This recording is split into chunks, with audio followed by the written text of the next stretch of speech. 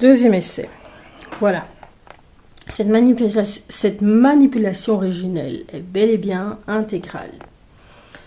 Volontairement, je vois si ça marche, volontairement dans cet essai, je ne vous renverrai pas en fin d'ouvrage pour les notions. D'abord, d'être manipulé, il faut savoir que ce n'est pas un sentiment, c'est une action qu'on subit. La manipulation psychologique, c'est d'obtenir de quelqu'un qui fasse quelque chose qu'on ne veut pas faire sans qu'il s'en aperçoive. Donc, elle peut être volontaire ou involontaire. Pourquoi est-ce qu'on y cède? Parce que le manipulateur touche à une corde sensible. Bon, donc, soit il joue sur des émotions désagréables qu'il nous fait subir, soit il cherche à nous flatter et puis nous faire... donc, il nous met en confiance et puis il fait suivre par des émotions désagréables. C'est une manipulation intégrale. Pourquoi est-ce une manipulation intégrale? Parce que cette méchante mère qui connaissait la fille, toutes ses failles et faiblesses, a su comment la flatter, lui parler et lui donner envie ensuite de beaucoup de choses.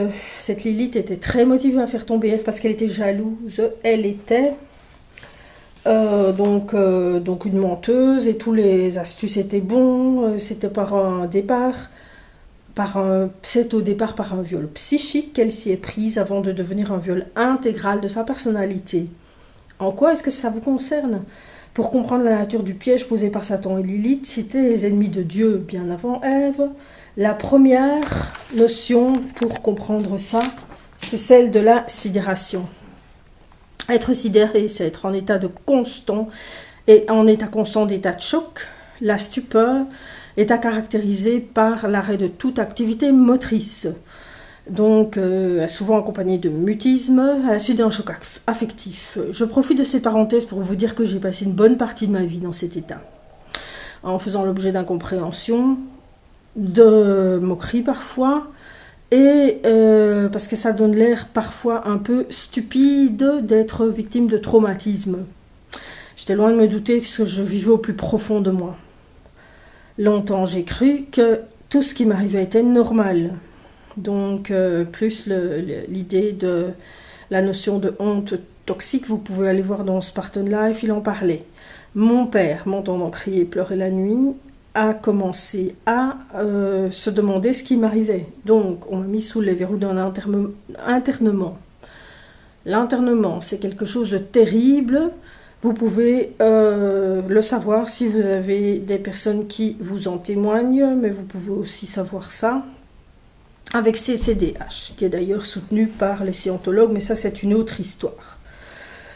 Alors, la certitude liée à la certitude de ma culpabilité, liée à cet enfermement n'a fait que renforcer mon mutisme et ma sidération. Coupable, responsable d'un crime, délit.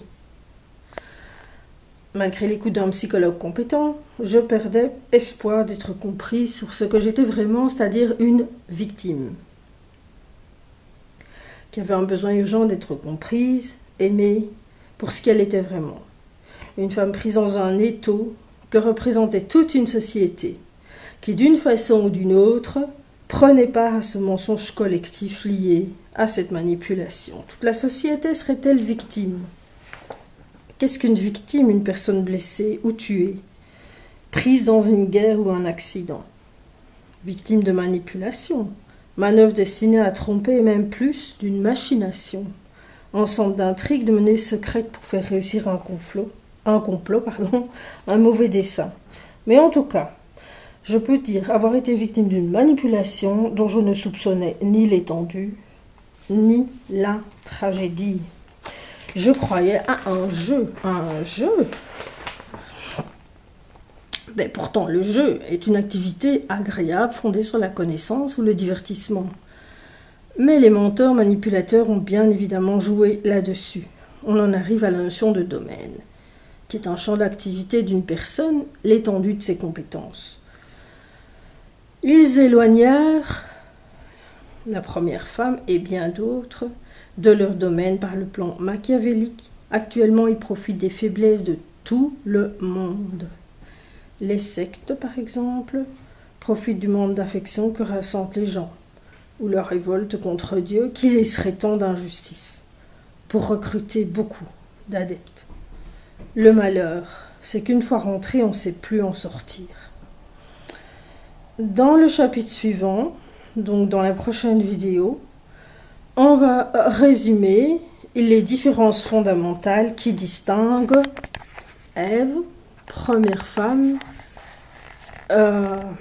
dans la Genèse, de Lilith, première femme dans le Béchérit.